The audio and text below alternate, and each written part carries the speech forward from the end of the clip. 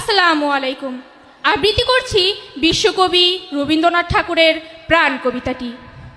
মরিতে চাহি না আমি সুন্দর ভুবনে, মানবের মাঝে আমি বাঁচিবার চাই।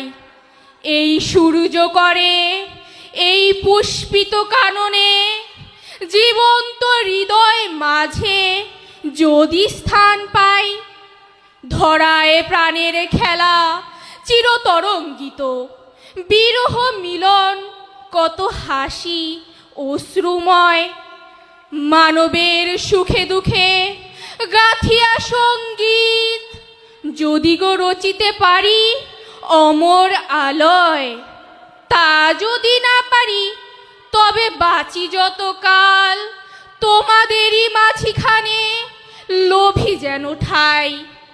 তোমরা তুলিবে বলে সকাল বিকাল, নব নব সঙ্গীতের কুসুম ফুটাই। ধন্যবাদ সকলকে।